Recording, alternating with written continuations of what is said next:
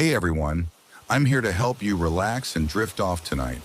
If you enjoy using these videos to fall asleep, don't forget to like this video and subscribe to the channel for more calming content. Share where you're watching from and what time it is for you. I'd love to know. Now settle into a cozy spot, take a deep breath, and let's start unwinding together. At the edge of the quiet town of Willowshade lay an old cemetery known as Gray Hollow. It had stood there for centuries, its moss-covered headstones leaning precariously as time slowly consumed them. The cemetery had always been shrouded in mystery, with townsfolk whispering strange stories about it, though few dared to venture in after sunset. The most peculiar tale, however, was one that persisted through the generations. Gray Hollow Graveyard was said to rearrange itself every night. The legend claimed that no map of the cemetery could ever stay accurate for more than a day. Graves moved to new locations, mausoleums appeared to shift their positions, and the paths between the tombstones twisted into unrecognizable patterns. Some said the spirits of the dead were restless, reshaping the graveyard in an eternal search for peace. Others believed that the land itself was cursed, warped by something ancient and unknowable. But these were just stories, dismissed by most as the product of overactive imaginations. Still, the eerie atmosphere of Gray Hollow was enough to keep even the bravest townsfolk away at night. That is, until Clara Reeves came to town. Clara was a doctoral student in folklore and mythology, drawn to Willowshade by the tales of Gray Hollow. She had spent years studying haunted locations, but the idea of a graveyard that rearranged itself was unlike anything she had ever encountered. Determined to uncover the truth, Clara rented a small cottage on the edge of town and began her research. At first, the townsfolk were hesitant to speak with her. They warned her to stay away from Gray Hollow, especially after dark. "You don't want to go digging where you don't belong," an elderly man at the general store warned her. "That place has its own rules." Clara, however, was undeterred. She armed herself with maps, a compass, and a notebook, prepared to document any changes she could observe. Her first visit to the cemetery was on a crisp autumn morning. The iron gate creaked as she pushed it open, and the chill of the air seemed to deepen as she stepped inside. By daylight, Gray Hollow looked like any other old graveyard. Rows of weathered tombstones stretched out in all directions, and the ground was covered in a carpet of fallen leaves. Clara spent hours walking the grounds, sketching a map and jotting down notes. She marked the locations of notable graves, such as the massive stone angel that stood in the center and the decrepit mausoleum near the eastern edge. Satisfied with her work, Clara left the cemetery as the sun dipped below the horizon, the iron gate clanging shut behind her. That night, as she sat by the fire in her cottage, she couldn't shake the feeling that the graveyard was watching her somehow, waiting for her return. The next morning, she went back to Gray Hollow. What she found left her breathless. The angel statue was no longer in the center. It now stood near the western edge. The mausoleum had shifted to the middle of the graveyard, its stone doors slightly ajar. Entire rows of graves had rearranged themselves, their headstones forming patterns that hadn't been there the day before. Her carefully drawn map was now useless. Over the next week, Clara visited the graveyard every day, meticulously documenting the changes. Each morning, the layout was different. Graves that had been close to the gate would appear at the far end, while pathways seemed to lead to nowhere. Some headstones bore names that hadn't been there the day before, as if the cemetery itself was adding new residents. Clara's fascination quickly turned into obsession. She began staying longer each day, hoping to catch the moment when the changes occurred. She brought a camera and set up recording equipment, but the devices always malfunctioned, their batteries inexplicably drained. Frustrated but undeterred, she decided to take the ultimate step. She would spend the night in Gray Hollow. On a moonless night, Clara entered the cemetery armed with a lantern, her notebook, and a strong sense of resolve. She set up camp near the angel statue, which had once again moved to a new location. The air was unnaturally still, and even the crickets seemed to fall silent as the hours dragged on. At midnight, the first change occurred. Clara felt it before she saw it, a deep, resonant hum that seemed to emanate from the ground itself. She turned her lantern toward the nearest row of graves and watched in astonishment as the headstones began to shift, gliding silently across the earth as if on invisible tracks. The angel statue moved too, its massive stone wings casting shifting shadows in the dim light. Clara was mesmerized. She scribbled notes furiously, barely able to keep up with the changes. But as the cemetery continued to rearrange itself, a new sensation crept over her. She was no longer alone. Out of the corner of her eye, Clara saw movement. At first, she thought it was her imagination, but then she saw them, shapes emerging from the darkness. Wispy, translucent figures drifted between the tombstones, their faces pale and expressionless. They didn't walk so much as glide, their forms barely tethered to the earth. Clara froze, her breath caught in her throat. The spirits didn't seem to notice her at first, their focus entirely on the shifting graves. But then one of them turned, its hollow eyes locking onto hers. Slowly others followed suit, their ghostly faces turning toward her as if recognizing her presence for the first time. Clara's lantern flickered, its light growing dimmer by the second. The spirits began to move toward her, their forms growing more solid with each step. Panic surged through her, and she bolted, weaving through the ever-changing pathways of the graveyard. In her frantic escape, Clara stumbled upon something she hadn't seen before. A massive, ancient tree in the center of the graveyard.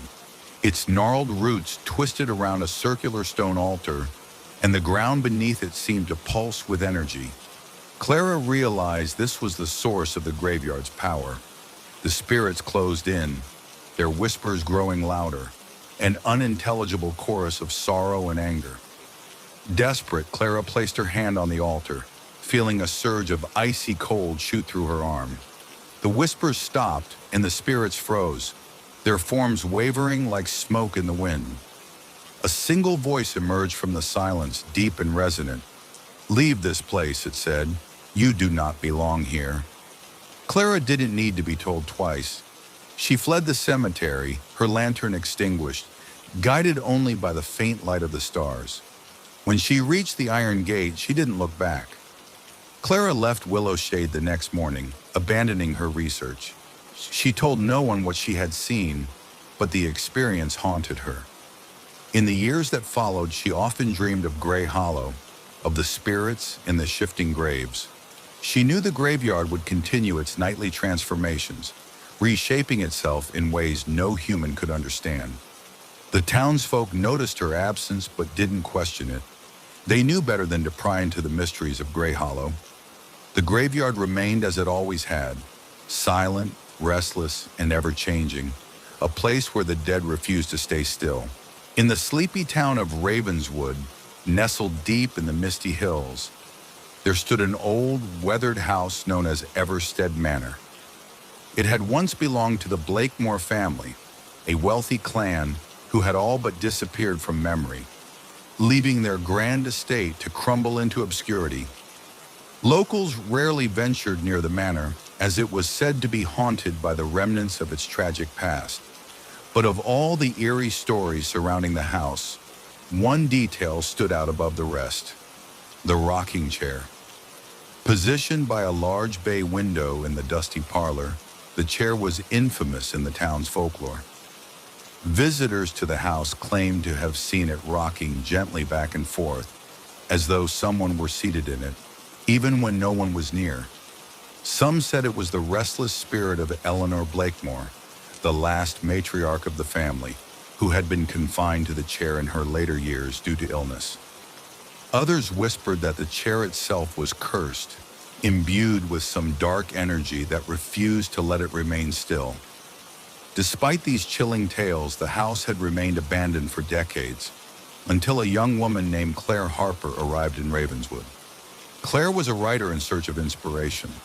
Burned out from years of urban living and desperate for solitude, she'd rented Everstead Manor for the autumn months, having found it listed for an absurdly low price online.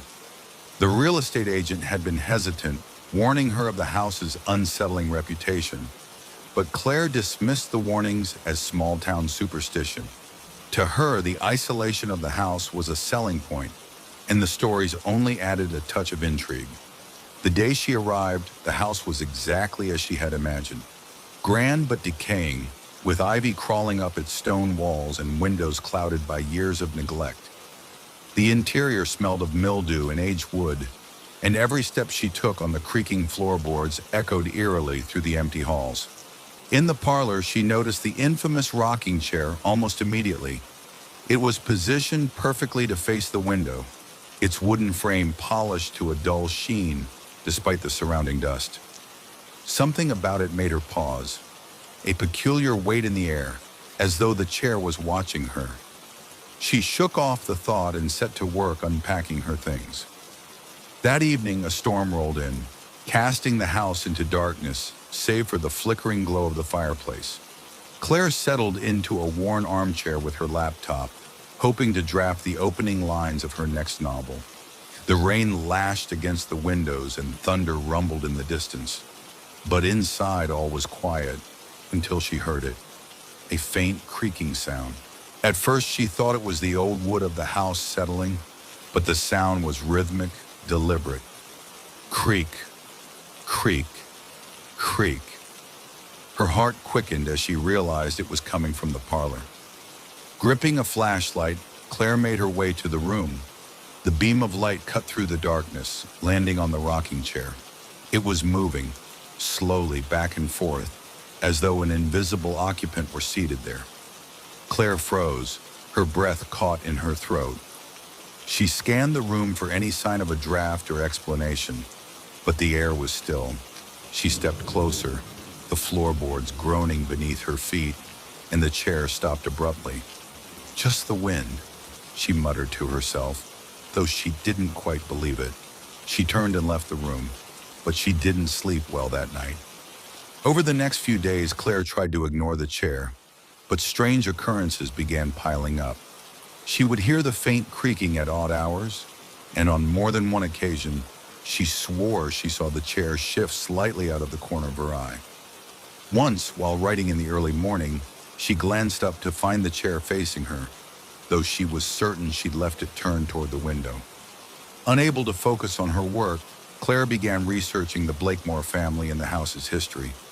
She visited the town library, where the elderly librarian, Mrs. Halverson, seemed reluctant to speak about Everstead Manor. Eleanor Blakemore, Mrs. Halverson finally said, her voice low, was a troubled woman. She lost her husband and 2 sons in a fire, and after that, she rarely left the house. That rocking chair became her world. They say she spent hours in it, staring out the window as though waiting for them to come home. When she passed, they found her there, still clutching one of her son's old toys. What happened after her death? Claire asked, her curiosity piqued. The house changed, the librarian said cryptically. Strange things started happening. People claimed they could feel her presence. Some say she never left the chair. One night, unable to bear the tension any longer, Claire decided to confront the chair. She set up a camera in the parlor, determined to capture proof of its movements. Sitting cross-legged on the floor, she stared at the chair, waiting. Hours passed and nothing happened. The fire in the hearth burned low, and Claire's eyelids grew heavy. Just as she was about to drift off, the chair creaked. Her eyes snapped open, and she saw it. The chair was rocking, faster now, as though agitated. "Who are you?" Claire whispered, her voice trembling. The room grew colder, and the faint scent of burning wood filled the air.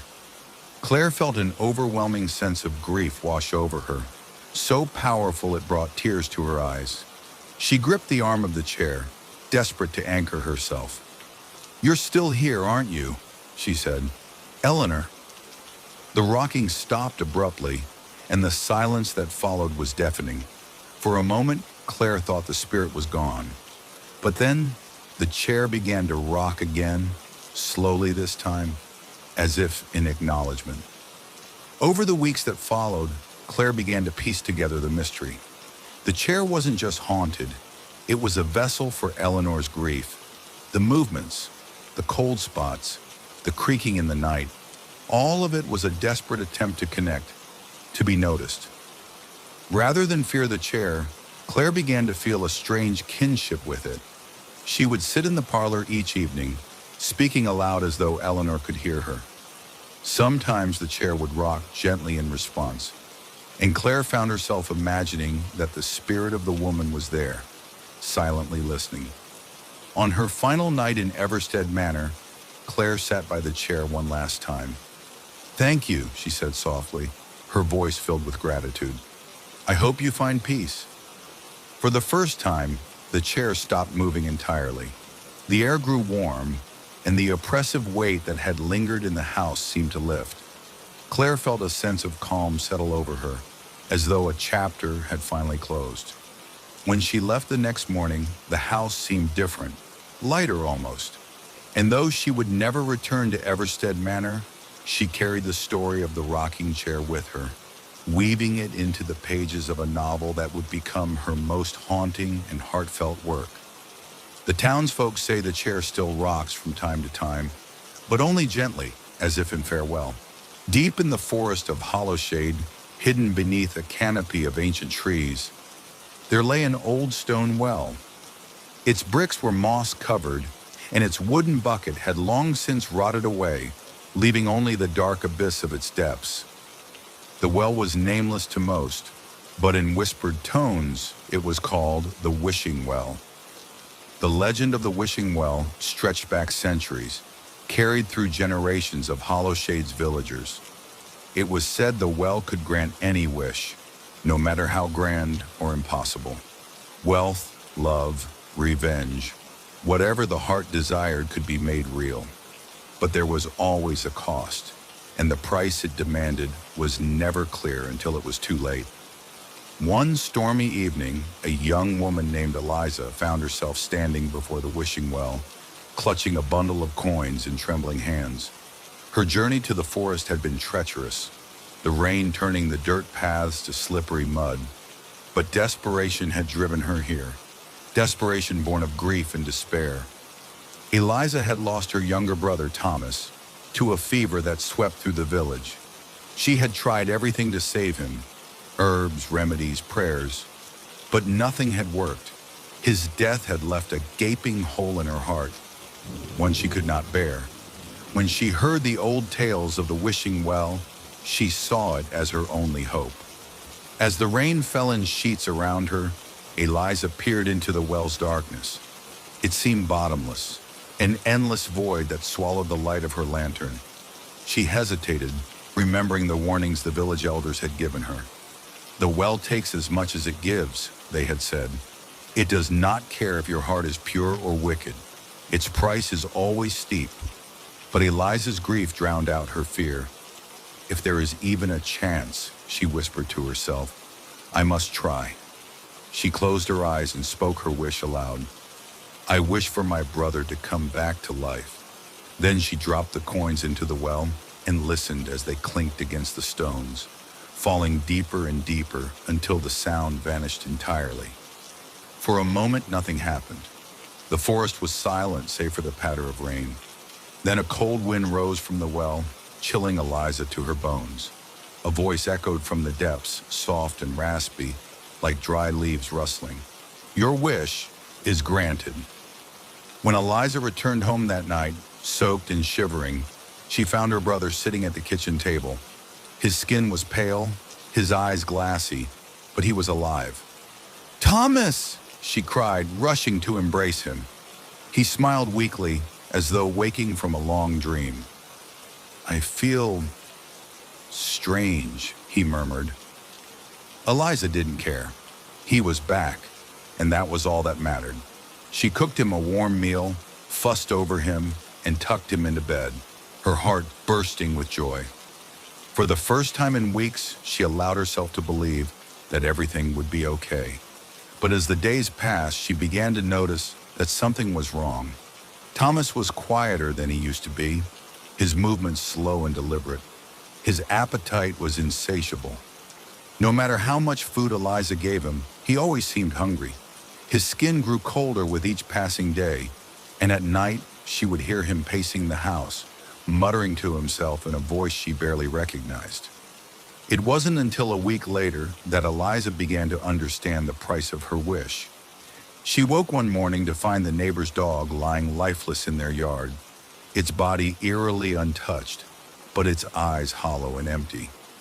The next day she heard whispers in the village of livestock dying without explanation, their corpses cold and stiff. One night, as the moon hung high in the sky, Eliza woke to a strange sound coming from Thomas's room. She crept to the door and peeked inside. What she saw made her stomach turn. Thomas was crouched over a rabbit, his hands gripping its limp body. His mouth was pressed against its fur, and a faint, otherworldly light seemed to seep from the animal into him. When he turned to look at her, his eyes glowed faintly, and his face was smeared with a dark, shadowy substance. "Eliza," he said, his voice trembling, "I can't stop. I don't want to, but I'm so hungry." Eliza realized then what the well had done.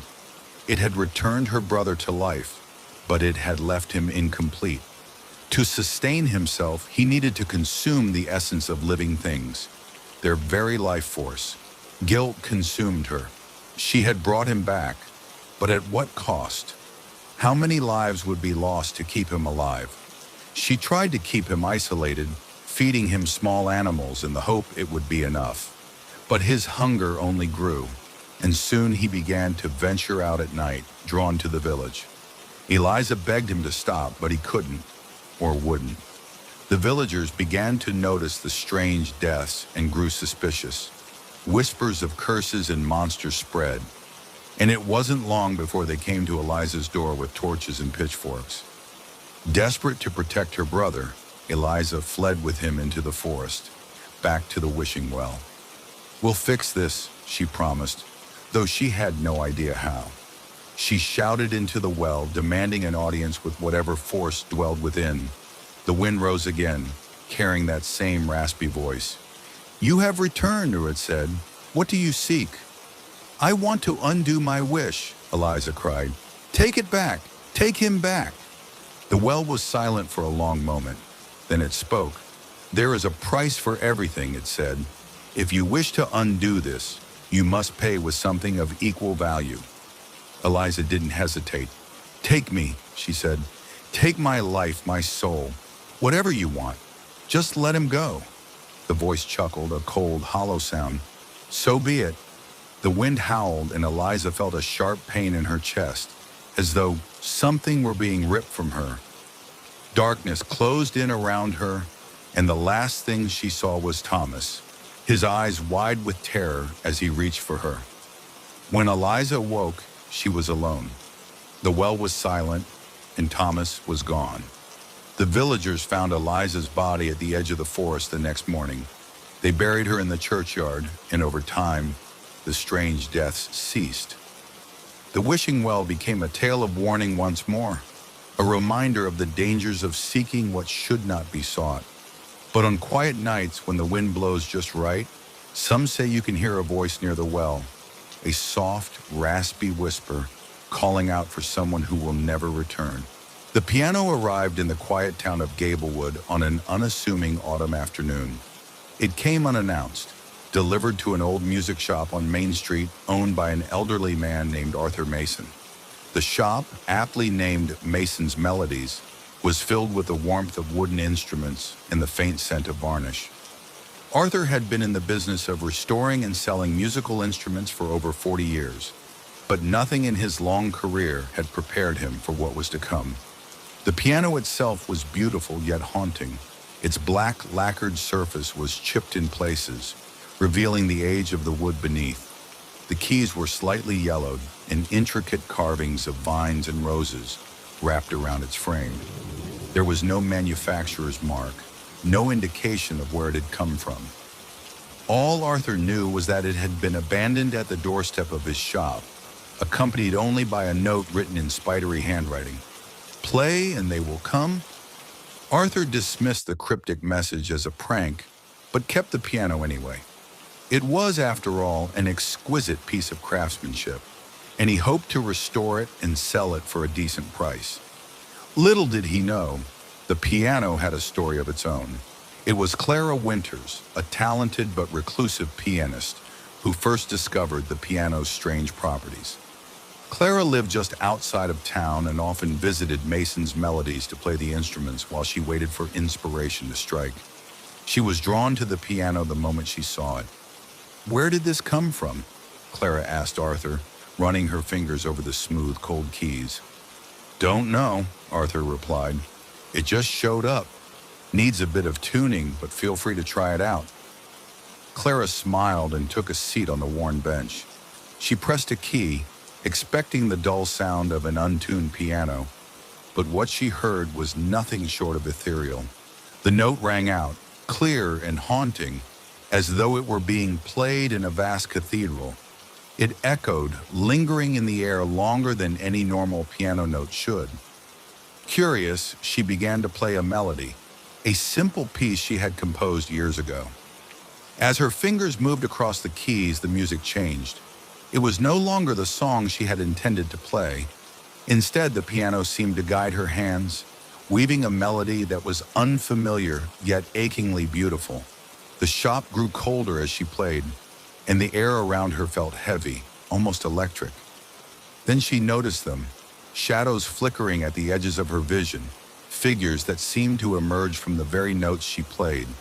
When the song ended, the shadows vanished, leaving Clara breathless and Arthur staring at her with wide eyes.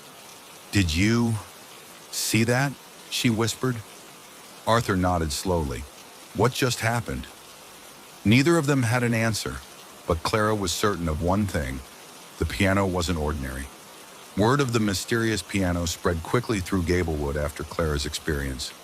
People began flocking to Mason's Melodies, each curious to witness the instrument for themselves.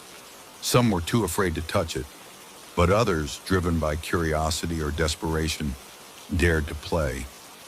Each time someone sat at the piano, it seemed to play a different song, one that didn't belong to the living. The melodies were haunting, filled with sorrow, longing, and sometimes an overwhelming sense of peace. And every time the music filled the air, figures would appear, translucent shapes, faces both familiar and unfamiliar. A grieving widow swore she saw her late husband standing by the piano, smiling at her. A young boy claimed he saw his grandfather, who had passed away before he was born. For a brief moment, the dead seemed to return, drawn by the music of the piano. But not all who played the piano were met with comforting visions. One stormy evening, a man named Victor Kane entered the shop. Victor was a wealthy businessman with a reputation for ruthlessness. He had heard about the piano and, out of sheer arrogance, decided to see if the stories were true. Victor scoffed as he sat down, dismissing the warnings of Arthur and the onlookers. "It's just a piano," he said, smirking. He struck the keys with force, playing a discordant melody that clashed with the piano's otherworldly tone.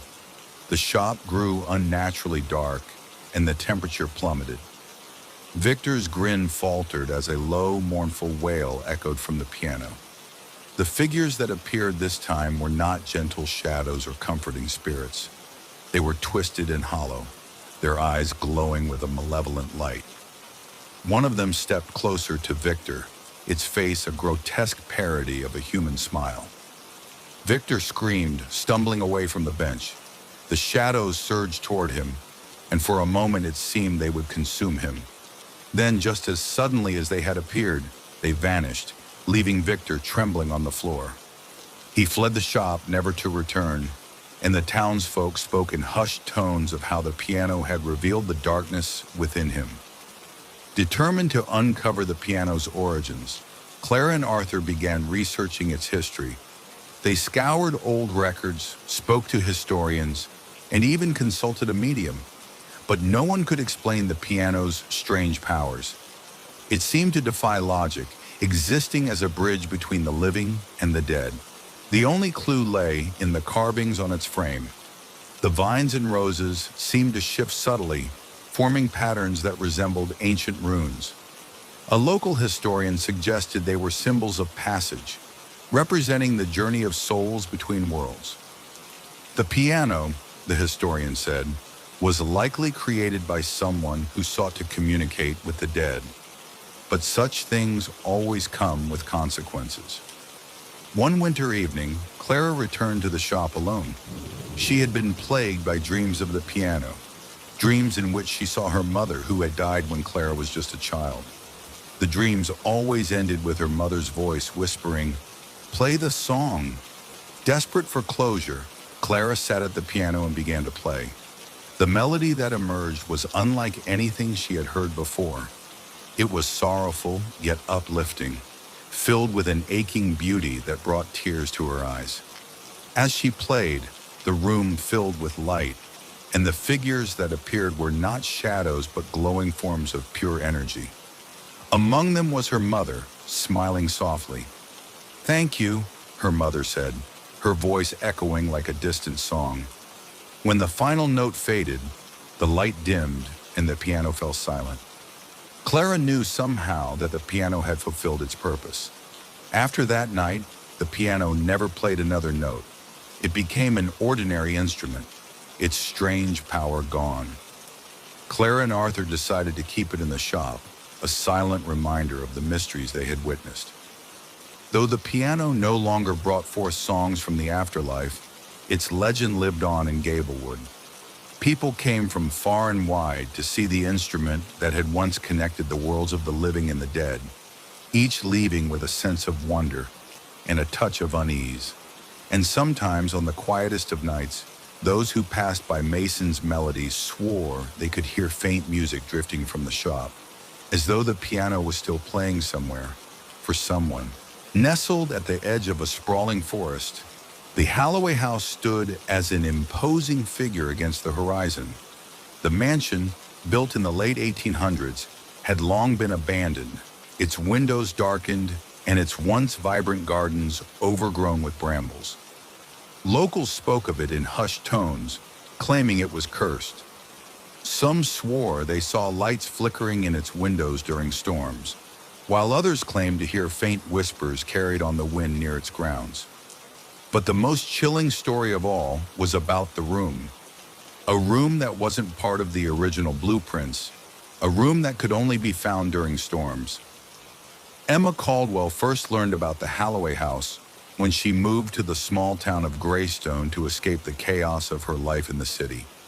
A recent divorce and a desire for solitude had driven her to seek a fresh start, and the house, with its cheap price and storied past, seemed like the perfect place to begin anew.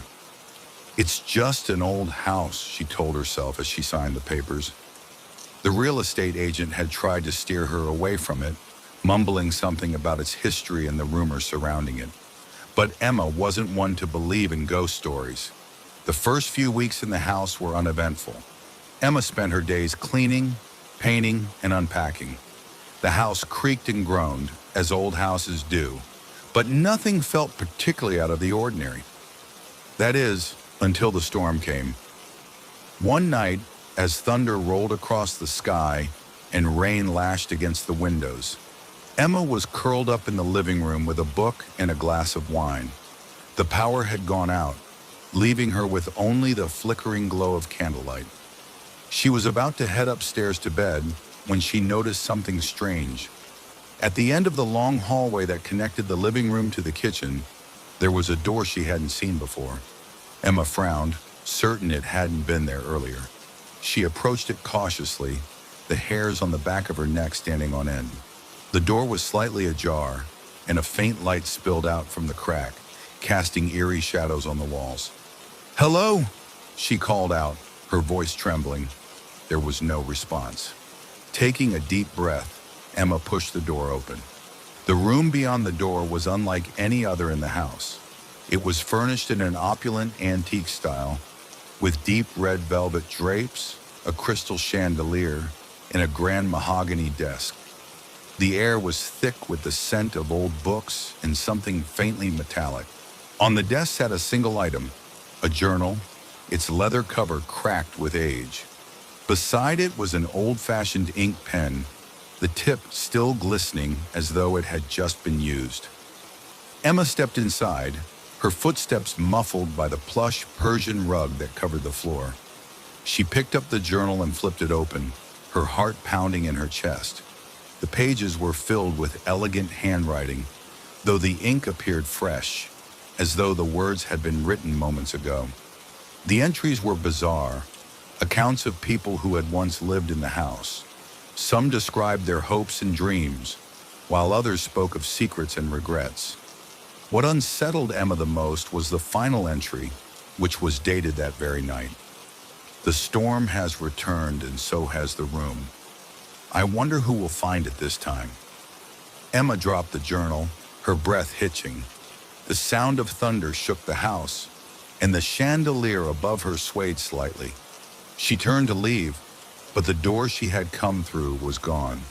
Panic set in as Emma searched for a way out. The walls of the room seemed to close in on her, and the once distant sound of thunder grew deafening. Shadows began to gather in the corners of the room, coalescing into vague humanoid shapes. "Who's there?" she demanded, her voice shaking. The shadows didn't answer. Instead, they moved closer, circling her like predators. Emma stumbled back against the desk, her hand brushing against the journal. Without thinking, she grabbed it and clutched it to her chest. As her fingers pressed against the cover, the room began to shift. The shadows recoiled, and the walls seemed to shimmer, as though they were made of water. A new doorway appeared, and Emma didn't hesitate. She ran through it, emerging back into the dimly lit hallway of her house. When she turned to look, the door was gone. The next day, Emma couldn't shake the memory of the room. She searched the house from top to bottom, looking for any sign of the mysterious door, but it was nowhere to be found. She even went so far as to check the blueprints of the house, which confirmed what she already suspected. The room didn't exist. Determined to find answers, she took the journal to the local library, where she spent hours poring over old records and speaking with anyone who might know about the house's history. She learned that the Holloway family, who had built the mansion, had been plagued by tragedy. Members of the family had disappeared under mysterious circumstances, and those who remained had been driven to madness or despair. The journal she had found seemed to corroborate these stories, as though it were a collection of their final thoughts. One detail stood out. Every disappearance had occurred during a storm. Emma became consumed with uncovering the truth. She began keeping track of the weather, noting every storm that passed through Greystone. Each time the thunder rolled and the rain fell, she searched the house, hoping to find the room again. Weeks passed, then months, but the door did not return. Emma began to doubt her own sanity, wondering if she had imagined the entire experience. But then, on a cold December night, another storm arrived. This time, Emma was ready, as the rain pelted against the windows and lightning illuminated the darkened sky. Emma stood in the hallway, waiting. When the door finally appeared, she didn't hesitate. She stepped inside, journal in hand. The room was exactly as she remembered it, though this time, the shadows were already present. They seemed to watch her, their formless faces turned in her direction. "What do you want?" Emma demanded, holding up the journal. The shadows didn't answer, but the air grew colder, and the chandelier above her began to flicker. The journal in her hands grew heavier, the pages flipping on their own. A new entry appeared before her eyes, written in the same elegant handwriting. "To uncover the truth, one must pay the price." Emma hesitated, her mind racing. She realized then that the room wasn't just a place, it was a trap, a lure for those who sought answers they were never meant to find. But she had come too far to turn back. Emma placed the journal back on the desk and sat in the chair, her heart pounding. "Show me," she whispered. The shadows surged forward, engulfing her in darkness. Images flashed before her eyes. The Holloway family, their lives torn apart by greed and betrayal. The creation of the room as a means to contain their darkest secrets. And the countless souls who had been drawn to it, all of them lost to its power. When the visions ended, Emma found herself back in the hallway, the door once again gone. The journal was still in her hands, its pages now blank. She left the house the next morning, vowing never to return. But the Holloway house remained, waiting for the next storm and the next victim. The legend of the staircase had persisted for as long as anyone in Braemore could remember. Hidden deep in the forest, among the towering oaks and ancient ruins, there was said to be a stone staircase that spiraled endlessly downward. No one knew who built it or why, but the stories were clear. If you found the staircase and began your descent, you wouldn't return the same, or at all. Skeptics dismissed the tales as local folklore, meant to keep children from wandering too far into the woods. Others, particularly the older residents, whispered warnings about the staircase with an unnerving seriousness. It leads somewhere humans were never meant to go, they'd say. The ones who come back are never quite right. When Clara Williams moved to Braemore to escape the noise and chaos of city life, she thought little of the stories. To her, the staircase was just another small-town myth, like haunted bridges or phantom hitchhikers. But she was about to discover that some legends hold a kernel of truth. Clara was a writer by trade, one who thrived on solitude and inspiration from nature. Her new cottage sat on the edge of the forest, and the towering trees and rustling leaves became her daily companions. She spent hours wandering the trails, jotting down notes and sketches in her journal. It was during one of these walks, on an overcast afternoon, that she stumbled upon it. The staircase was unlike anything she had ever seen. Carved from dark stone, it spiraled downward into the earth, its edges worn smooth by time. Moss and vines clung to its surface, as though the forest itself were trying to reclaim it. A strange, faint hum emanated from the opening, barely audible but impossible to ignore. She stood at the edge, peering down into the shadowy depths. The steps seemed to go on forever, vanishing into darkness far below. Clara's curiosity flared. She didn't believe in curses or otherworldly realms, but there was something undeniably magnetic about the staircase. It called to her in a way she couldn't explain. Against her better judgment, she decided to descend. Just a few steps, she told herself, to see where it led. The air grew colder with each step Clara took. The sounds of the forest faded, replaced by an eerie stillness that pressed against her ears. The walls of the staircase seemed to shift subtly, as though the stone itself were alive. She paused to catch her breath, realizing she had already descended farther than she intended. Looking back up, she could no longer see the opening. The light from above had vanished, leaving her in a dim, otherworldly glow that seemed to emanate from the walls themselves. Clara hesitated, torn between continuing and turning back. But before she could decide, a faint sound reached her ears, a whisper so soft it was almost imperceptible. "Come deeper," it said. She froze, her heart pounding. "Hello?" she called out, her voice echoing down the staircase.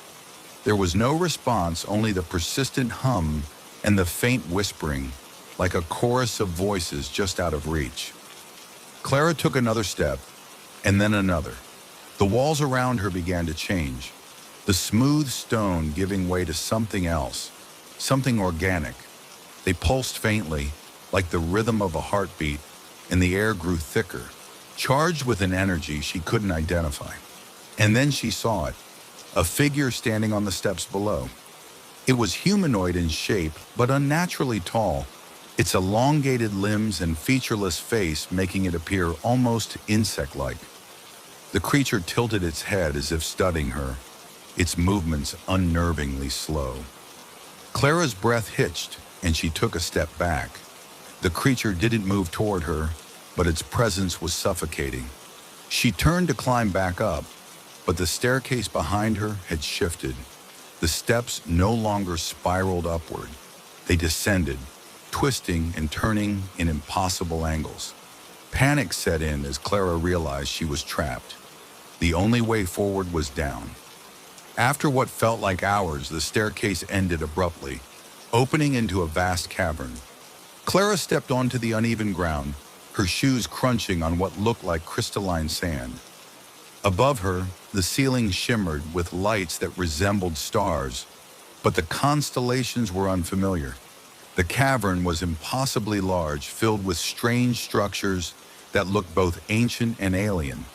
Towers of obsidian jutted from the ground, their surfaces etched with glowing symbols that pulsed like a heartbeat. Pools of liquid silver reflected distorted images, and the air was thick with an electric charge that made Clara's skin tingle. She wasn't alone. Dozens of figures moved through the cavern, their forms as strange and otherworldly as the ones she had seen on the staircase. Some glided effortlessly across the ground, while others seemed to phase in and out of existence, flickering like static on a screen. They paid her no attention, their focus on the structures and symbols around them. Despite their indifference, Clara felt an overwhelming sense of unease. She didn't belong here, and the longer she stayed, the more the cavern seemed to press in on her, as though it were aware of her presence. Clara's gaze was drawn to a massive archway at the center of the cavern. It was carved from the same dark stone as the staircase, but its surface was alive with shifting patterns of light. She felt compelled to approach it, though every instinct screamed at her to turn back. As she neared the archway, the whispers grew louder, forming coherent words. They spoke of a realm beyond time and space, a place where the boundaries between worlds blurred. The staircase, she realized, was a doorway, one that connected her world to this strange alien one. But the whispers carried a warning as well. The staircase demanded a price. Those who descended too far risked losing themselves, becoming part of the world below. Clara glanced back at the cavern. The figures she had seen earlier were now watching her, their eyeless faces turned in her direction. She understood then that they were not inhabitants of this world. They were travelers like her, ones who had descended too far and could no longer leave. Clara's pulse raced as she turned back toward the staircase. The figures began to move toward her, their fluid, jerky motions filling her with dread. The archway behind her pulsed, and for a moment, she felt an almost irresistible pull toward it. "No," she whispered, clutching the railing of the staircase. She began to climb, her legs burning as she forced herself upward. The whispers grew louder, turning into a cacophony of voices pleading, commanding, and mocking her. The staircase shifted beneath her feet, and the walls pulsed as though alive. But Clara didn't stop. After what felt like an eternity, she saw the faint glow of daylight above. She stumbled out of the staircase, collapsing onto the forest floor as thunder rumbled in the distance. When she looked back, the staircase was gone, replaced by an unbroken patch of earth. Clara returned to her cottage, but she was never the same. The staircase haunted her dreams, its whispers echoing in her mind. She avoided the forest, yet she couldn't shake the feeling that it was watching her, waiting for the next storm to reopen the doorway. She spent the rest of her life trying to understand what she had seen, documenting her experience in journals and speaking with anyone who would listen. But the truth eluded her, as did the staircase itself. Some nights, when the wind howled and the trees swayed in the storm, Clara swore she could hear the faint hum of the staircase calling her back. She resisted, knowing that if she returned, she might never escape again. The forest kept its secret, and the staircase remained a mystery, waiting for the next curious soul to descend into another world. Deep in the heart of the Arikani jungle, where the trees grew so dense that sunlight rarely touched the forest floor, there lay a temple that time had abandoned.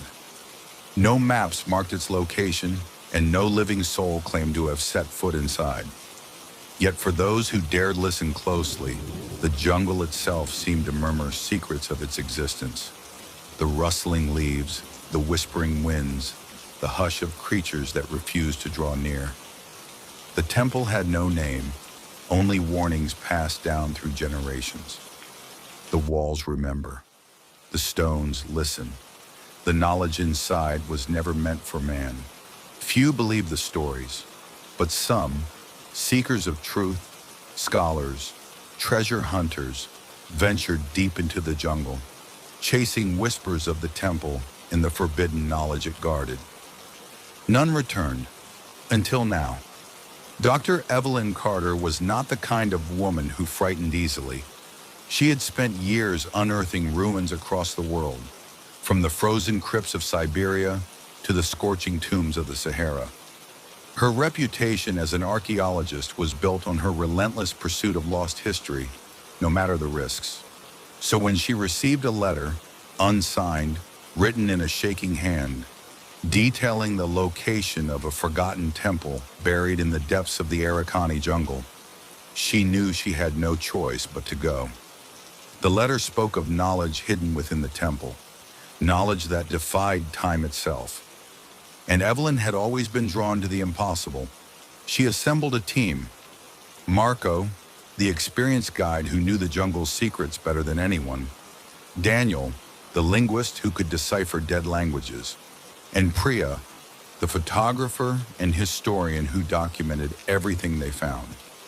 They were all skeptics, but they had agreed on one thing. If the temple truly existed, it could change history. With supplies packed and machetes in hand, they ventured into the jungle. The journey was grueling. The jungle did not welcome them. It pushed back against their intrusion. The heat was suffocating, and the air buzzed with the constant drone of insects. The deeper they traveled, the more the jungle seemed to resist. Paths twisted upon themselves, compasses spun erratically, and their guide, Marco, grew increasingly uneasy. "There is something wrong here," he muttered on the third day. Evelyn dismissed his fears. Old myths meant to scare off explorers, superstition. But that night, as they camped beneath the thick canopy, something whispered her name.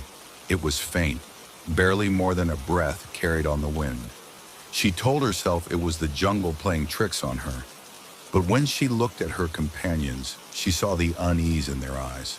She wasn't the only one who had heard it. On the fifth day, they found it. The jungle parted like a curtain, revealing an ancient structure of black stone, its surface slick with moss and time. The temple was massive, its design unlike any civilization they had ever studied. No carvings, no markings, just a yawning entrance that led into darkness. As they stood before it, the jungle fell silent. No birds, no insects, just an oppressive stillness, as if the world itself held its breath. Priya raised her camera, but the moment she pressed the shutter, the device short-circuited in her hands. She cursed, shaking it. "Dead! It was fine this morning." Daniel pulled out his notebook, ready to sketch, but as he placed his pencil to paper, he hesitated. He blinked, confused. "I just forgot what I was going to write." Marco refused to go inside. "This place is cursed," he said, voice tight with fear. "I will wait here. If you do not return by nightfall, I leave." Evelyn nodded but ignored his warning. She stepped forward, Daniel and Priya reluctantly following. The temple swallowed them whole. Inside, the air was cold, thick with something that felt alive. Their flashlights barely penetrated the darkness, casting long shadows along the stone corridors. The walls were smooth, polished as if untouched by time. Then the whispers began. They came from nowhere and everywhere at once, soft, indistinct murmurs threading through the air. The words were in no language they recognized, yet they understood them. "You should not be here," Priya gasped. "Did you hear that?" Daniel nodded, his knuckles white around his flashlight. "We should go." Evelyn pressed on. The deeper they ventured, the louder the whispers grew. They slithered into their minds, speaking truths they should not know. Daniel's breathing turned ragged. He clutched his head. They're telling me things I've never told anyone. Priya turned to Evelyn, her face pale. They know us. Evelyn refused to be afraid. It's just the mind playing tricks, she told herself, echoes in the stone. But she knew that was a lie. They reached the heart of the temple, a vast chamber with a single altar in the center. Upon it lay a stone tablet, covered in symbols that should have been impossible to read. Yet Evelyn understood them perfectly. The moment her fingers touched the stone, knowledge flooded her mind. Secrets of the universe, of time, of the very fabric of existence. She saw visions of civilizations long before humanity, beings that whispered to the first flames of creation. She saw them, the ones who had built this temple, who had left their knowledge behind. They had not vanished. They had been waiting. Behind her, Priya screamed. Evelyn turned just in time to see the shadows around them twist into forms, humanoid, but wrong, limbs too long, faces stretched into eternal silence. Daniel collapsed to his knees, whispering something over and over. We were never meant to know. We were never meant to know. The shadows moved. Evelyn didn't think. She grabbed Daniel and Priya, dragging them toward the entrance. The shadows pursued, their forms shifting, flickering in and out of existence. The temple itself groaned, the walls seeming to close in. The whispers turned to screams. They stumbled into the jungle just as the temple door slammed shut behind them. The moment they were outside, the jungle roared back to life. Birds crying, wind rustling, insects humming. The whispers were gone. Marco was waiting, eyes wide with terror. You shouldn't have gone inside. Evelyn turned to the temple. It stood as it had before, silent and imposing. But she knew now that it was never abandoned. It was watching, and it was waiting for the next to seek its forbidden knowledge. Evelyn never spoke of what she learned that day. The knowledge remained in her mind, a constant whisper in the quiet hours of the night. But she understood the warning now. Some knowledge was never meant to be found. Some doors should never be opened, and some whispers should never be answered. At the edge of the small, fog-laden town of Coldwater, there was a stretch of road that locals avoided at all costs. Officially, it was called Holleridge Road, but everyone in town simply referred to it as the Black Stretch. The reason for its ominous nickname was simple. No matter how bright your headlights were, they would fail the moment you turned onto that road. Not dim, not flicker, fail completely, plunging you into an impenetrable darkness that swallowed everything. The legend of Holleridge Road had been passed down for decades. It was a shortcut, technically, shaving 15 miles off the trip to the neighboring town of Silverbrook. But for as long as anyone could remember, it was said to be cursed. Stories abounded of people who had taken the road at night and never returned. Their vehicles later found abandoned, with the engines cold, doors hanging open, and no sign of their drivers. Most people in Coldwater didn't dare to test the stories, but as with all small towns, there were always a few skeptics who couldn't resist the lure of a good ghost story, or the chance to disprove it. It was a crisp October evening when three friends decided to challenge the legend. Amy, Jake, and Tyler were college students home for the weekend, looking for something thrilling to break the monotony of their quiet hometown. Holleridge Road had always been a favorite topic of whispered conversations at bonfires and late-night hangouts, but none of them truly believed the tales.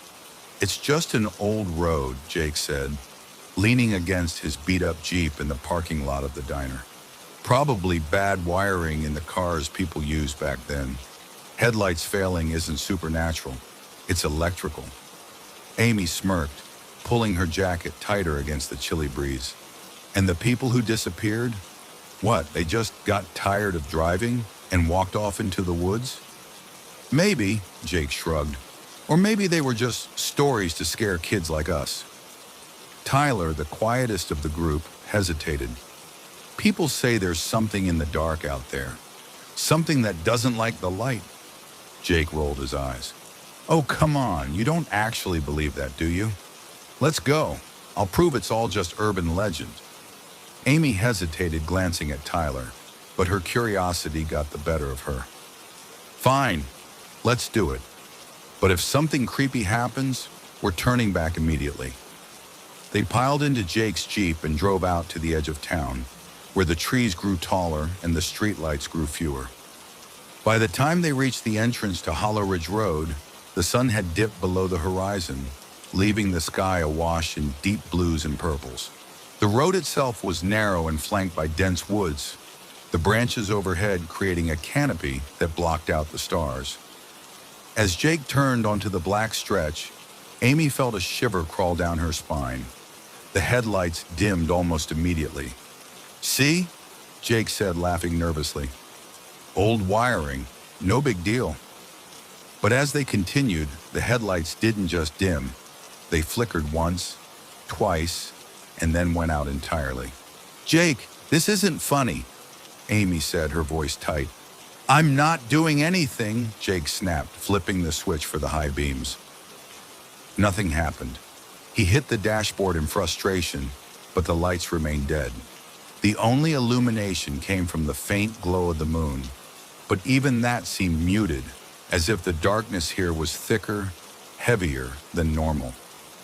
We should turn back, Tyler said quietly from the back seat. Jake scoffed. It's just the lights. The engine's fine. We're already here. We might as well see how far it goes.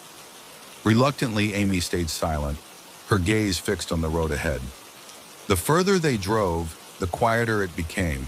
The hum of the engine and the crunch of gravel under the tires were the only sounds, but even those seemed muffled, as though the darkness was swallowing them. Then Amy saw it, a figure standing in the middle of the road. Stop! She shouted, grabbing Jake's arm. He slammed on the brakes, and the Jeep skidded to a halt. The figure didn't move. It was tall and shadowy, its features indistinct in the dim light. What the hell is that? Jake muttered, his bravado slipping. Go around it, Tyler whispered. Jake tried, steering the Jeep to the side, but as soon as they moved, the figure seemed to dissolve into the air, reappearing a moment later, directly in their path.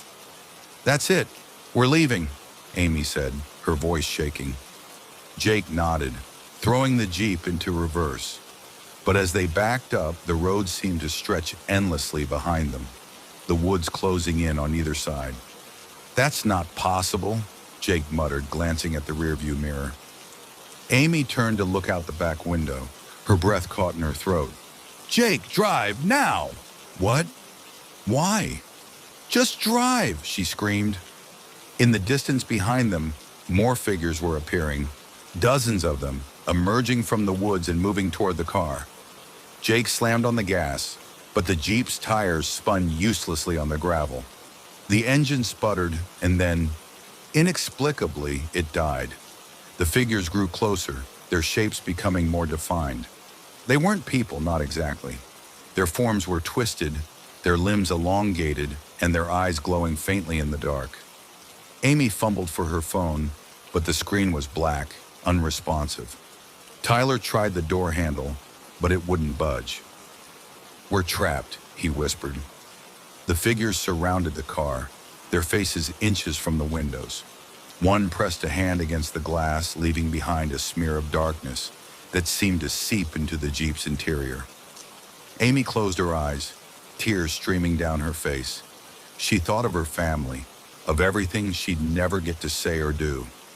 And then, just as suddenly as it began, the figures vanished. The engine roared back to life, and the headlights flickered on. Jake didn't hesitate. He floored the gas pedal, the Jeep lurching forward as the road finally began to look familiar again. When they emerged onto the main highway, none of them spoke. The oppressive darkness lifted, but the memory of what they had seen lingered. They never spoke of the black stretch again. Jake sold the Jeep within a week, unable to sit behind the wheel without hearing the faint whispers from that night. Amy avoided driving altogether, and Tyler left town for good, choosing to bury the memory in the distance. The legend of Holleridge Road lived on, but the three of them knew the truth. The road didn't just make headlights fail, it made everything fail. Logic, light, hope. And in the darkest corners of their minds, they knew the figures were still there, waiting for the next traveler who dared to venture into the endless black. In a small town nestled in the rolling hills of the countryside, there was a bridal boutique that had been in operation for nearly a century. The shop, called Eternal Vows, was renowned for its exquisite craftsmanship and its vast collection of vintage wedding dresses. Brides traveled from far and wide to find their perfect gown among the boutique's treasures. But hidden among the rows of lace and silk was one dress that no bride ever dared to wear, a dress shrouded in mystery and fear. This was the cursed wedding dress of Helena Gray. The story of the cursed dress began in 1897 with a young bride named Helena Gray. Helena was the daughter of a wealthy family, admired for her beauty and grace. She was set to marry Charles Ashford, a charming but ambitious man whose love for Helena was often overshadowed by his desire for her family's wealth. Helena's mother spared no expense in crafting the perfect wedding gown for her daughter. The dress was a masterpiece, an intricate creation of ivory satin and delicate lace, with a train that flowed like a river of moonlight. Its bodice was adorned with tiny pearls, and the veil shimmered with hand-sewn crystals. It was said to be a dress fit for royalty, but Helena's wedding day did not unfold as planned. As Helena walked down the aisle, the air grew heavy with unease. Guests whispered of an argument between the bride and groom the night before, and some claimed to have seen Helena crying in her dressing room. When it came time for the vows, Helena hesitated. Her voice faltered, her hands trembling as she held Charles's. "Do you take this man to be your lawfully wedded husband?" the officiant asked. Helena looked at Charles, her eyes filled with sorrow. "No," she whispered. A gasp rippled through the crowd. Charles's face twisted with rage, and before anyone could react, he grabbed Helena by the arm and hissed, "You'll regret this." The ceremony was abruptly called off, and Helena fled the church in tears. That night, she was found dead in her room, still wearing her wedding dress. Some claimed it was heartbreak that killed her, while others whispered of darker forces at play. After Helena's death, her wedding dress was preserved as a keepsake by her grieving mother. But tragedy seemed to follow the gown wherever it went. The first victim was Helena's younger cousin, Margaret, who wore the dress for her own wedding 2 years later. On her wedding night, Margaret fell ill with a mysterious fever and died within days. Her death was sudden and unexplained, leaving the family in shock. The dress was returned to storage, but whispers of a curse began to circulate. Over the years, the gown was worn by other brides, each meeting a tragic end. One fell from a balcony on her honeymoon, another vanished without a trace, and one bride was struck by lightning during an outdoor ceremony. Each time the dress was returned to the Gray family, its reputation growing darker with every incident. By the 1930s, the dress had become an object of fear. Helena's descendants eventually sold it to a local collector, who donated it to Eternal Vows. It was displayed in the shop's back room, where it became more of a curiosity than a sale item. Decades passed, and the legend of the cursed wedding dress faded into obscurity. Most brides visiting Eternal Vows didn't even know it existed. But in 2023, a bride named Claire stumbled upon the gown while searching for a vintage dress. Claire was a practical woman, skeptical of superstition and drawn to the dress's undeniable beauty. She had never heard the stories of Helena Gray or the string of tragedies tied to the gown. To her, it was simply a stunning piece of history. Despite the shop owner's hesitation, Claire insisted on trying the dress. The moment she slipped it on, she felt a strange chill run through her body. but she dismissed it as nerves. The dress fit her perfectly, as though it had been made for her. "This is the one," she said with a radiant smile. The shop owner hesitated but ultimately sold Claire the dress. As Claire left the boutique, the owner whispered a silent prayer. In the weeks leading up to her wedding, Claire began to notice strange occurrences. Her reflection in the mirror seemed to linger a moment too long, her eyes shadowed with an expression she didn't recognize. At night, she dreamed of a young woman in a wedding dress, her face pale and tear-streaked. The night before the wedding, Claire woke to the sound of faint sobbing. She followed the sound to her closet, where the dress hung. The sobbing stopped the moment she opened the door, leaving an eerie silence in its wake. Despite her unease, Claire convinced herself it was all in her head. On the day of her wedding, she put on the dress and tried to push the strange occurrences from her mind. But as she stood at the altar, something changed. The air grew cold, and the church seemed to darken. Claire felt an overwhelming sense of dread, as though someone or something was watching her. When it came time for her vows, her voice faltered. A sudden, sharp pain shot through her chest and she collapsed. Claire survived, but her near-death experience led her to investigate the dress's history. She uncovered the story of Helena Gray and the string of tragedies tied to the gown. Determined to end the curse, Claire sought the help of a local historian and a spiritualist. Through their research, they discovered that Helena's death had not been accidental. Charles, enraged by her rejection, had poisoned her in a fit of jealousy. Her spirit, bound by betrayal and sorrow, had cursed the gown, dooming any bride who wore it. To break the curse, they needed to return the dress to Helena's resting place. On a moonlit night, Claire and her companions traveled to the old Gray family cemetery where Helena was buried. They placed the dress on her grave and lit a circle of candles around it. The spiritualist recited an incantation, calling for Helena's spirit to find peace.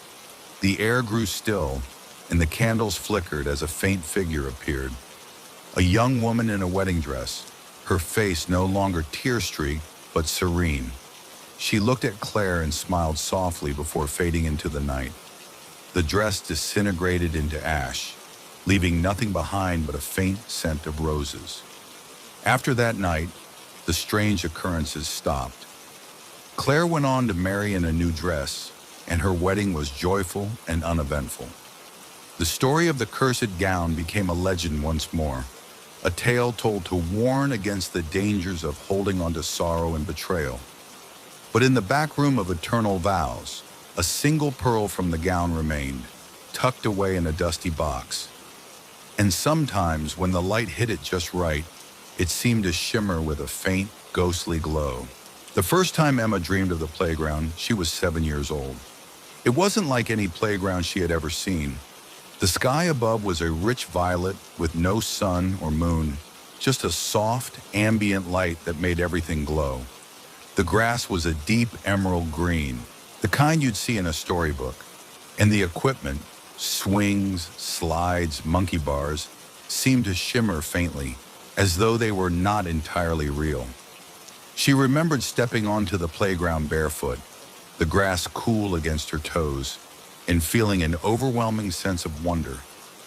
Everything was perfect, from the gentle breeze to the faint sound of laughter echoing in the distance. But there was no one there. When she woke the next morning, she told her mother about it. "I had a dream about a playground," she said, her voice full of excitement. "It was so beautiful, Mom. I want to go back." Her mother smiled indulgently. "It sounds lovely, sweetheart. Maybe you'll dream about it again." And she did. For years, the playground appeared in Emma's dreams, always the same but slightly different. Sometimes the swings would be moving on their own, creaking softly in the dreamlike breeze. Other times, the slide would glisten as though freshly polished, beckoning her to climb its ladder. The dreams weren't frequent, but they were vivid. She might dream of the playground once every few months, and whenever she did, she woke feeling both delighted and wistful, as though she had visited an old friend. The strange thing was, she could never remember playing. She would walk around, touch the cold metal of the monkey bars or the soft rubber seats of the swings, but she never climbed or swung. Something always held her back, though she could never explain why. And there was always that sound, the faint, distant laughter. It sounded like children playing, but she never saw anyone else there. By the time Emma was 13, she had stopped talking about the playground. She assumed it was just one of those things that happened in childhood, a whimsical dream her mind liked to revisit. But one day, while at lunch with her best friend Lily, the topic came up unexpectedly. "I had the weirdest dream last night," Lily said, poking at her sandwich. "There was this playground, but it wasn't normal. It felt magical or something." Emma froze. "What did it look like?" Lily tilted her head, thinking. "The grass was super green, like brighter than it should be, and the sky was purple. There was this slide that looked shiny, and I think I heard laughing, but I didn't see anyone." Emma felt her stomach drop. "That's my dream," she whispered. Lily looked at her confused. "What do you mean?" Emma explained everything, her voice shaking with excitement and fear. When she finished, Lily stared at her, wide-eyed. "So, you've been dreaming about it too?" Emma nodded. "Do you think it's real?" Lily asked. Emma didn't know what to say. Over the next few years, Emma discovered that more people had dreamed of the playground. Through casual conversations or late-night confessions at sleepovers, she began to piece together a strange truth. The playground wasn't just hers. There were small differences in the details people remembered. Some said they saw seesaws. Others remembered a merry-go-round that Emma had never seen. But the overall description was always the same: the vibrant grass, the purple sky, the laughter. No one ever saw anyone else in the dream, but they all reported the same feeling, a mix of joy and unease. By the time Emma was 16, she had heard of at least a dozen people who had dreamed of the playground. And then something even stranger happened. Emma hadn't dreamed of the playground in nearly a year when it returned, but this time it was different. The vibrant colors seemed duller, the equipment rusted and worn. The swings no longer moved in the breeze, and the slide was covered in faint cracks. For the first time, she felt scared. The laughter was still there, but it sounded distorted, as though coming from underwater.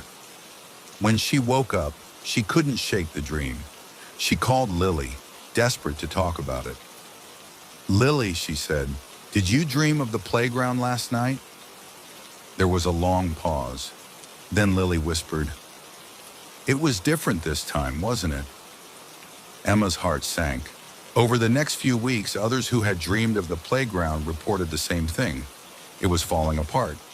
The laughter had turned eerie. The once magical place was decaying, and no one understood why. One night, Emma dreamed of the playground again. This time it was barely recognizable. The grass was brown and patchy, the sky a murky gray. The swings were gone, and the slide had collapsed into a heap of twisted metal. For the first time, she heard voices, not laughter, but whispers.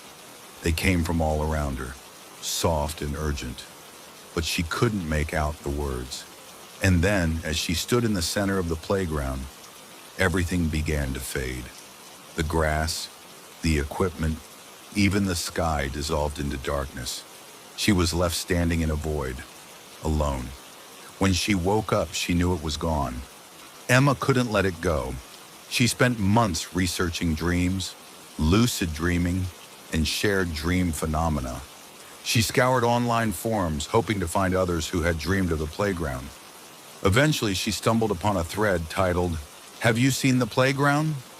It was filled with people describing the same dream: the glowing playground, the purple sky, the laughter. Some had dreamed of it as children, others as adults. A few mentioned its decay and eventual disappearance. One comment stood out. It was from a user named LostChild89. "I think the playground is where souls go when they're in between. It's a liminal space. a place for the lost to gather. But something is wrong. Maybe too many of us found it, and now it's breaking. Or maybe it was never meant to last. Emma didn't dream of the playground for years. By the time she was in her 30s, she had almost convinced herself it had been a strange coincidence, a shared quirk of the human mind. Then one night, it returned. She was standing in a void, but this time, there was no equipment, no grass, no sky. Only the faint echo of laughter, fading like a distant memory. And then she saw them. Children, dozens of them, appeared one by one, their forms shimmering like ghosts. They looked at her with wide, pleading eyes. "Help us," one of them whispered.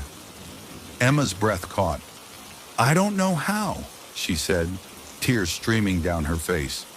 The children began to fade, their voices growing fainter. "Don't forget us," one of them said before the void swallowed them completely.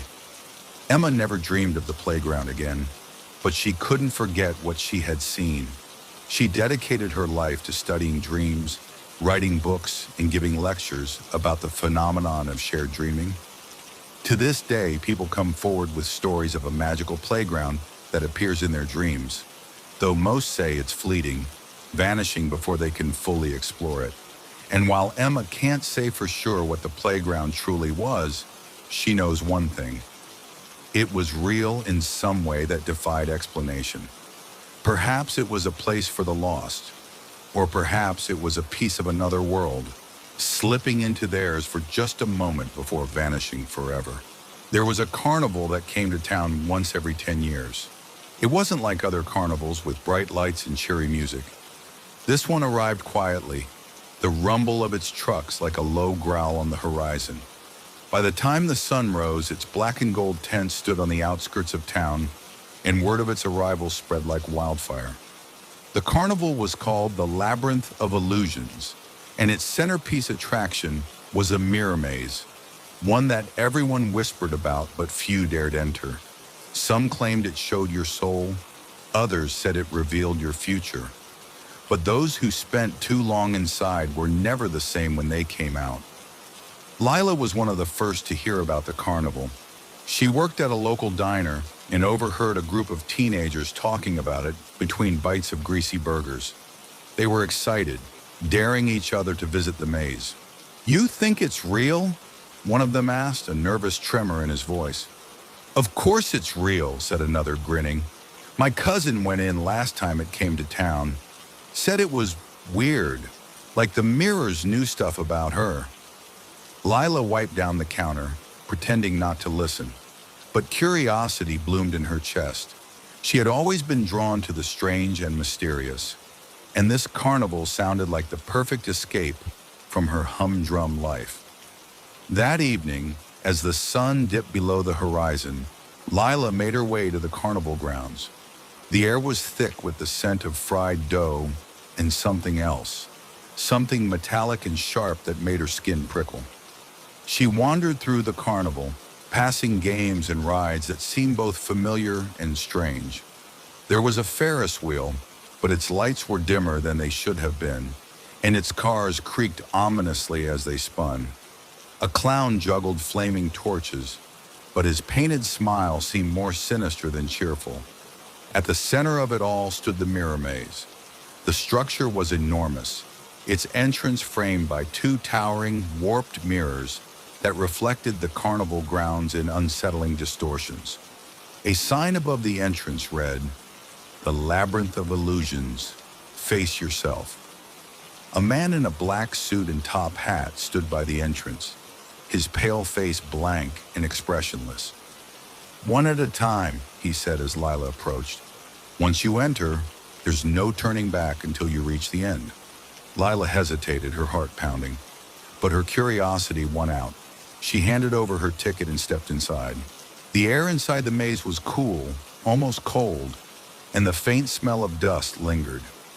Mirrors lined every wall, stretching endlessly in every direction. At first they seemed ordinary, reflecting her image back at her as expected. But as she ventured deeper, the reflections began to shift. In one mirror, she saw herself as a child, her hair in messy pigtails, holding the stuffed rabbit she had lost years ago. In another, she appeared older, her face lined with wrinkles, her eyes filled with a sadness she didn't understand. She tried to dismiss them as clever tricks, illusions created by the maze to unsettle her. But the farther she went, the stranger the reflections became. In one mirror, her reflection smiled at her, even though she wasn't smiling. In another, it turned away, staring into the endless maze behind her. "Hello?" she called out, her voice echoing off the glass. Her reflection in the nearest mirror tilted its head, studying her with an intensity that made her stomach churn. Then it spoke. "You shouldn't have come here," it said, its voice a distorted version of her own. Lila stumbled back, her heart racing. "What is this place?" The reflection didn't answer. Instead, it raised a hand and pointed down a hallway to her left. Lila followed the path, her steps slow and cautious. The mirrors on either side showed scenes from her past, moments she had forgotten, memories she had tried to bury. There was the time she had stolen a bracelet from her best friend in middle school, the guilt gnawing at her for weeks until she secretly returned it. There was the fight with her mother, the cruel words she had hurled in anger, words she could never take back. "Why are you showing me this?" she demanded, her voice trembling. The mirrors didn't answer. At last, she reached the center of the maze. The room was circular, its walls made entirely of mirrors. In the center stood a single pedestal, and atop it was a mirror unlike the others. Its frame was ornate, carved with twisting vines and faces that seemed to watch her. She approached it hesitantly, her reflection coming into view. But it wasn't her. The figure in the mirror looked like her, but its eyes were darker, colder. It smiled, a slow, unsettling grin that didn't reach its eyes. "Who are you?" Lila asked, her voice barely above a whisper. "I'm you," the reflection said.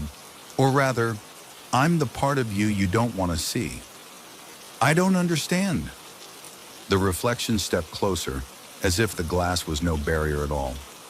"This maze doesn't just show reflections, it shows truths, the things you hide from, the parts of yourself you bury. That's why people fear it." Lila shook her head. "That's not true. I've made peace with my past." The reflection laughed, a hollow, echoing sound. "Have you?